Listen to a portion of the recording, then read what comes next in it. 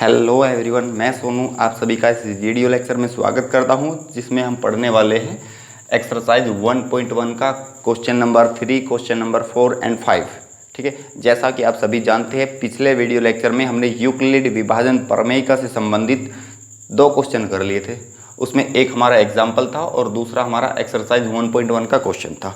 तो question number 2 तक हमने पिछली वीडियो में कर लिए थे, तो उससे आगे बढ़ते हैं। तो चलिए मैं ये क्वेश्चन पढ़ देता हूँ। क्वेश्चन नंबर 3, किसी परेड में 616 सदस्य वाली एक सेना की टुकड़ी को 32 सदस्यों वाले एक आर्मी बैंड के पीछे मार्च करना है।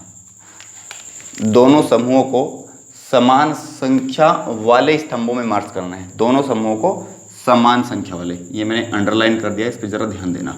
2 समान संख्या वाले स्तंभों में मार्च करना है। उन स्तंभों की अधिकतम संख्या क्या होगी जिसमें मार्च कर सकते हैं। ठीक है, तो अधिकतम संख्या हमें ज्ञात करनी है। तो HCF हम जानते हैं हाईएस्ट नंबर, यानी बड़ी से बड़ी संख्या जो दोनों संख्याओं को विभाजित कर दे। क्या होता है HCF? जो दोनों संख्याओं को विभाजित कर दे और बड़ी से बड़ी संख्या हो और बराबर बराबर भागों में विभाजित करे। ठीक है, तो ऐसी संख्या क्या होगी? HCF। ज़्यादा डीपली मैं इस क्वेश्चन में नहीं जाऊंगा, बस मैं ये बता देता हूँ आपके साथ लिए ये हिंट है। जहाँ समान संख्याएं और अधिकतम संख्या, ये ऐसी चीज़ें पूछे तो हमारे लिए ये चीज़ समझनी आसान होगी कि उसमें हम HCF निकालेंगे। ठीक है, तो उसमें हमें करना क्या है? HCF, और हमें इसमें स्तंभों की संख्या निकालनी है।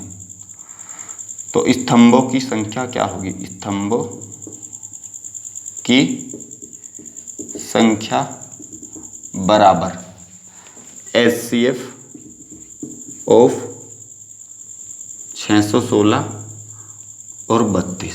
ठीक है, ये हमें ज्ञात करना है। ठीक है, तो HCF ज्ञात करने की हमने एक विधि बताई थी आपको, उससे हम करेंगे यूक्लिड विभाजन प्रमेयिका द्वारा।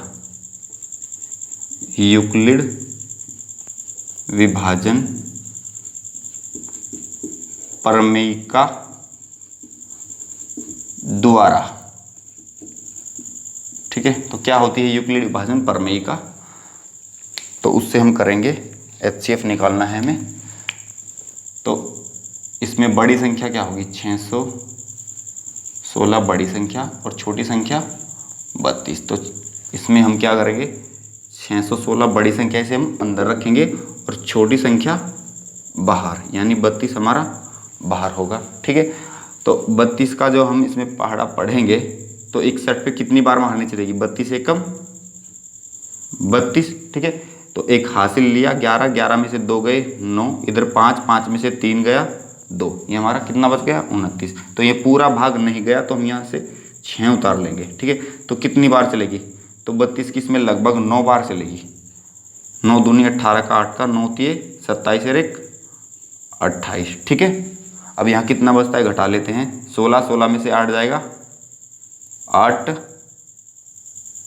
और 8 में से 8 जाएगा 0, यानी 8 ही बचेगा केवल। ठीक है, तो उसके बाद फिर से ये संख्या हम यहाँ ले जाएंगे 32। तो कितनी बार चलेगी मारनी? 8 चौके 32। तो शेषफल हमारा क्या बचेगा? 0। ठीक है, तो हम पहले से ही जानते हैं कि जब हमारा शेषफल 0 बचे तो उस स्थिति में जो हमारा भाजक होगा वही हमारा क्या होगा? HCF। ठीक है, एक बार हम वो स्टेप कर लेते हैं। स्टेप नंबर 1 क्या होगा?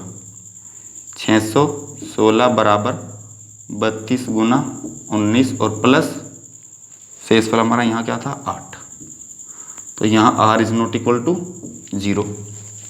उसके बाद स्टेप नंबर 2, यहाँ से 32 बराबर 8 गुना 4 प्लस 0, 8 गुना 4 प्लस 0। यहाँ R हमारा क्या है?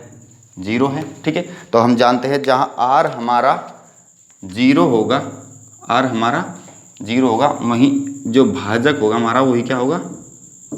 HCF। ठीक है, तो यहाँ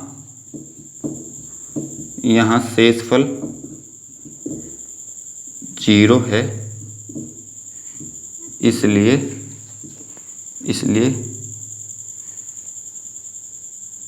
HCF ऑफ किनका? 616 और 32 बराबर क्या होगा? ये जो भाजक है 8। ठीक है, तो स्तंभों की संख्या कितनी होगी, अब यहाँ लिख सकते हैं हम, अतः स्तंभ की अधिकतम संख्या बराबर 8। ठीक है, अधिकतम संख्या बराबर 8। देखो एक बार हम इस क्वेश्चन को थोड़ा समझ लेते हैं हल्का फुल्का। तो स्तंभों की संख्या 8 होगी। देखो ये जो 32 सदस्य हैं इनके पीछे हमें मार्च करवाना है 616 सदस्यों की टुकड़ी को। ठीक है, तो जो 32 है ये क्वेश्चन का पार्ट नहीं है जो मैं फिलहाल कर रहा हूँ, क्वेश्चन हमारा हो चुका है।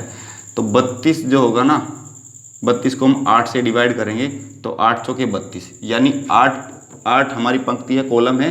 तो 8 से हम 32 को डिवाइड करेंगे तो हर एक पंक्ति के अंदर कितने सदस्य होंगे, 4। तो यानी 4 सदस्य होंगे 8 पंक्तियों में। ठीक है, उसके पीछे में कितने सदस्य रखने हैं, 616, और उसमें 8 से हम डिवाइड देंगे तो कितना चलेगा, 8 सत्ते 56, 8 सत्ते 56, 77। तो 77 हर एक के पीछे 77 सदस्य होंगे। तो 8 पंक्तियों में भी बराबर बराबर भागों में बंट जाएंगे। तो इसलिए वह संख्या हमारी क्या होती है, HCF, जो बराबर बराबर भागों में बांट दे। ठीक है, तो ये हमारा क्वेश्चन हुआ समाप्त। तो उसके बाद आइए पढ़ते हैं दूसरा क्वेश्चन हमारा क्या है, एक्सरसाइज 1.1 का क्वेश्चन नंबर 4 हम करेंगे। तो चलिए करते हैं, क्वेश्चन नंबर 4 हमारा क्या है। तो आइए करते हैं, तीसरा क्वेश्चन क्या है, यूक्लिड विभाजन प्रमेय का प्रयोग करके दर्शाइए कि किसी भी धन पूर्णांक का वर्ग किसी पूर्णांक m के लिए 3m या 3m+1 के रूप का होगा। इस क्वेश्चन के बारे में हम पहले से बहुत कुछ जानते हैं। तो आइए स्टार्ट करते हैं हम शुरू से। यहाँ हमने हल स्टार्ट कर दिया है। तो माना a एक धनात्मक पूर्णांक है तथा b बराबर हम 3 ले लेंगे क्योंकि यहाँ b हमें दिया है। ठीक है, तो b बराबर 3 है। तो यूक्लिड विभाजन प्रमेय से लिखेंगे हम यहाँ, यूक्लिड विभाजन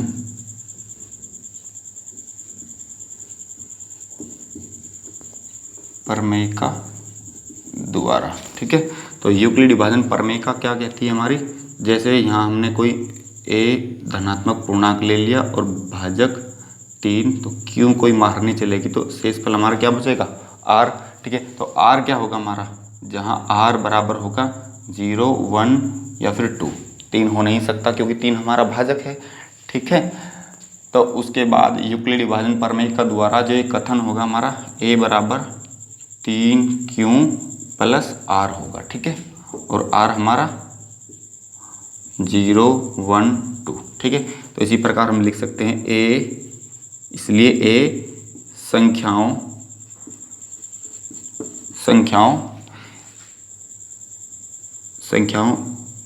3q + 0 रखेंगे तो 0 खत्म हो जाएगा, तो 3q या फिर 3q + 1 या फिर 3q + 2 के रूप का हो सकता है, के रूप का हो सकता है। ठीक है, इतनी बात आपको समझ आ गई होगी। तो उसके आगे हम करेंगे के रूप का हो सकता है। तो इससे आगे हम केस लेकर चलेंगे, केस। ठीक है, तो कितने केस बनेंगे हमारे, 1, 2, 3 केस बनेंगे। तो केस फर्स्ट हमारा क्या कहता है, उसमें हम यदि r बराबर 0 लेते हैं, r बराबर 0, तो a बराबर क्या होगा, 3q। ठीक है, तो दोनों पक्षों का वर्ग कर दो, उसका लिख दो, चाहे यहाँ पे दोनों पक्षों का वर्ग करने पर खुद लिख सकते हो आप। तो a का वर्ग करेंगे a² बराबर 3q का वर्ग करेंगे तो क्या आ जाएगा, a का स्क्वायर बराबर 3 × 3 = 9, q का वर्ग। ठीक है, अब हम इसे किस प्रकार लिख सकते हैं, 3 × 3q²। ठीक है, तो यहाँ हमारा जो a है किसके रूप का हुआ, यहाँ a² बराबर लेके चलते हैं साथ साथ। तो a² बराबर हमारा हुआ 3m। ठीक है, a² बराबर 3m, जहाँ m बराबर क्या है, 3q²। ठीक है, तो ए स्क्वायर यानी किसी भाज्य का यानी किसी धनात्मक पूर्णांक का वर्ग 3m के रूप का हमने दर्शा दिया। उसके बाद हम क्या करेंगे, केस सेकंड लेके चलेंगे। केस सेकंड, यदि r बराबर 1 हो, यदि r बराबर 1 हो तो a बराबर क्या होगा, 3q प्लस 1। फिर से दोनों पक्षों का वर्ग करने पर, तो दोनों पक्षों का वर्ग करने पर या इधर a स्क्वायर हो जाएगा और यहाँ 3q प्लस 1 का होल वर्ग। ठीक है, तो इससे खोलते हैं हम। चलो, तो 3 3 9 का स्क्वायर, 3 3 9 क्यू स्क्वायर प्लस 1 का स्क्वायर 1 ही होगा और प्लस 2ab यानी 2ab। ठीक है, तो इससे आगे हम इधर कर लेते हैं, वहां से स्टार्ट करेंगे ऊपर से। ठीक है, तो ये ए स्क्वायर हमारा क्या हो जाएगा, 9q स्क्वायर प्लस 2 3 6, इधर से लिख लेते हैं हम 6q और प्लस 1। ठीक है, तो इसमें से हम 3 कॉमन ले लेंगे तो क्या बचेगा, 3 3 9q स्क्वायर प्लस 3 दूनी 6q और प्लस 1। तो यहाँ ए स्क्वायर हमारा किसके रूप का हुआ, 3m प्लस 1। ठीक है, और जहाँ m हमारा क्या है, 3q square plus 2q, 3q square plus 2q। ठीक है, तो केस सेकंड भी हमारा सोल्व हो गया। उसके बाद हम केस थर्ड की ओर चलते हैं। तो केस थर्ड से हम ये दर्शाएंगे, तो देखते हैं r बराबर 2 लेने पर, r बराबर 2 लेने पर तो a बराबर क्या होगा, 3q प्लस 2। तो दोनों पक्षों का वर्ग कर देंगे तो क्या होगा, a स्क्वायर बराबर 3q प्लस 2, इसका वर्ग करेंगे तो इधर क्या होगा, 3 3 9q स्क्वायर प्लस 2 दूनी 4 प्लस 3 दूनी 6 दूनी 12, क्यों डायरेक्ट कर दिया मैंने, 2ab डायरेक्ट मैंने कर दिया इसको। तो इधर में 9q स्क्वायर प्लस 12q, ये हमारा 2ab है और प्लस 4 को मैं इधर लिख लेता हूँ। ठीक है, तो इससे मैं क्या करूँगा, देखो ये 4 जो है ना, 4 को मैं 3 प्लस 1 लिख लेता हूँ। 3 प्लस 1, देखो उधर चमक नहीं रहा होगा, मैं बोल देता हूँ 3 प्लस 1 लिखा है, इसमें से हम कॉमन ले लेते हैं 3, तो क्या बचेगा, 3q स्क्वायर प्लस 3 चौक 12q और प्लस 1, और ये प्लस में 1 होगा। ठीक है, तो यह हमारा किसके रूप का हुआ, ये भी 3m प्लस 1 के रूप का हुआ ए स्क्वायर। ठीक है, ए स्क्वायर बराबर 3m प्लस 1 के रूप का, और जहाँ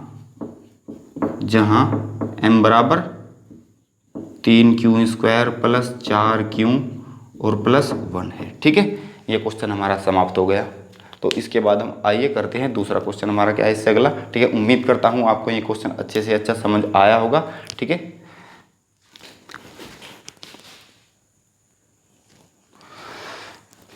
तो आइए बढ़ते हैं अगले क्वेश्चन की ओर। एक बार मैं क्वेश्चन पढ़ देता हूँ। यूक्लिड विभाजन प्रमेय का प्रयोग करके दर्शाइए किसी भी धन पूर्णांक का घन, अब की बार घन पूछा है, घन वाला फॉर्मूला हमें याद होगा, 9m या 9m प्लस 1 या 9m प्लस 8 के रूप का होता है। ठीक है, तो करते हैं स्टार्ट। सबसे पहले फिर वही लिखेंगे हम, माना ए कोई धन पूर्णांक यानी धनात्मक पूर्णांक है। ठीक है, और तथा b बराबर, देखो b बराबर यदि हम 9 लेंगे तो क्वेश्चन बहुत लंबा हो जाएगा और केस हमारे पास 9 हो जाएंगे। ठीक है, क्योंकि भाजक से छोटी 9 संख्या बन जाएगी, 9 से छोटी, तो रिमाइंडर हमारे पास 9 होंगे, तो हमारे पास केस भी 9 बनेंगे, क्वेश्चन बहुत लंबा हो जाएगा। तो इसलिए हम इसका कोई फैक्टर ले लेते हैं, यानी 3 ले लेते हैं हम, भाजक बराबर 3। ठीक है, अब हम करेंगे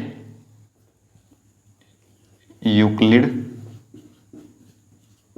विभाजन प्रमेय का द्वारा, यूक्लिड विभाजन प्रमेय का द्वारा। तो यूक्लिड विभाजन प्रमेय का से हम डायरेक्ट लिख देता हूं मैं अब की बार, ए संख्याओं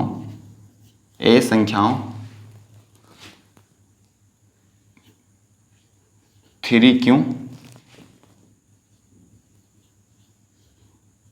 3q प्लस 1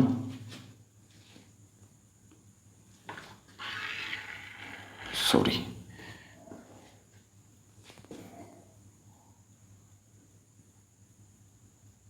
दोबारा a बराबर 3q प्लस r होगा, और जहां r हमारा क्या होगा 0 1 2, ठीक है 0 1 और 2, तो इसलिए a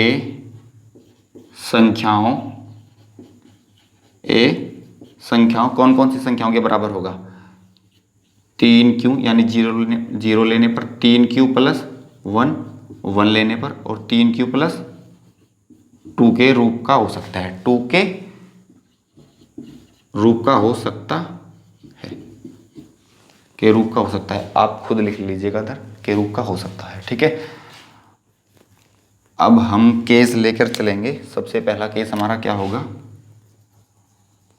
केस फर्स्ट हमारा होगा a बराबर क्या लेंगे हम, a बराबर 3q, तो दोनों पक्षों का हम घन कर देंगे क्योंकि हमें घन ही तो दर्शाना है। 3q का घन, ठीक है। तो a क्यूब बराबर क्या होगा, 3 3 होती है 27 बराबर 27q का घन, ठीक है। अब हम इसे लिख सकते हैं 3 गुना 9q स्क्वायर घन, ठीक है। अब ये हमारा 3m के रूप का हो गया, इसे हम लिखेंगे 9 गुना 3 यानी 9m के रूप का, जहां m हमारा क्या है, जहां m बराबर 3q क्यूब है, ठीक है। उसके बाद हमारा केस सेकंड,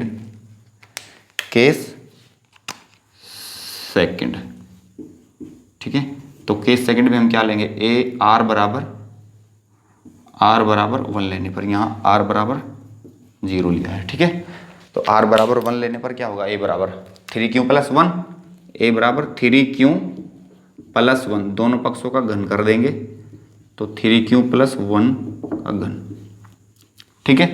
अब एक फॉर्मूला मैं इधर लिख देता हूँ, a प्लस b का घन क्या होगा, a square plus b square plus 3ab a plus b, ठीक है,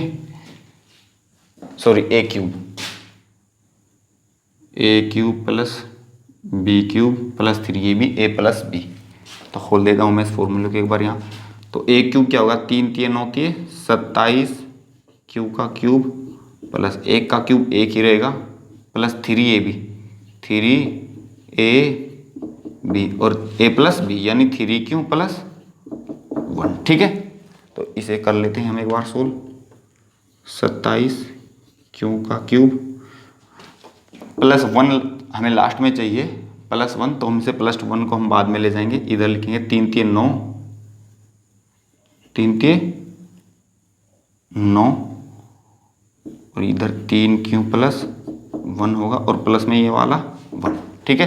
तो इधर से हम 9 कॉमन ले लेंगे, तो क्या बचेगा 3q का cube plus 9 into 3q plus 1 और ये प्लस में 1, ठीक है। तो किसके रूप का, इसे मैं मिटा देता हूँ, इधर किसके रूप का हुआ, a क्यूब बराबर 9m प्लस 1 के रूप का होगा, और m हमारा क्या होगा, जहाँ m बराबर क्या होगा ये, ठीक है। तो जहाँ m बराबर 3q का cube plus 9 into 3q plus 1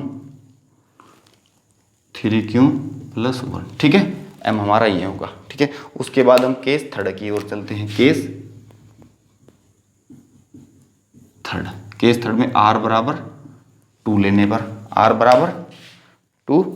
पर, तो करेंगे एक बार हम। तो a बराबर क्या हो जाएगा 3q प्लस 2, ठीक है।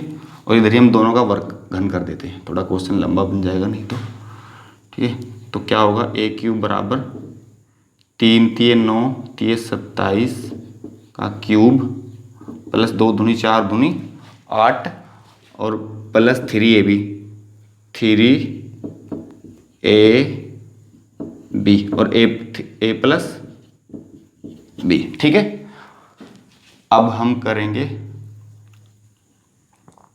27 क्यूब प्लस 3 3 9 दूनी 18 क्यू 3 क्यू प्लस 1 2 इधर ले लेंगे। ठीक है, और जो ये 8 है हमारा, इसे हम लिख लेंगे 9 माइनस 1। ठीक है, 9 माइनस 1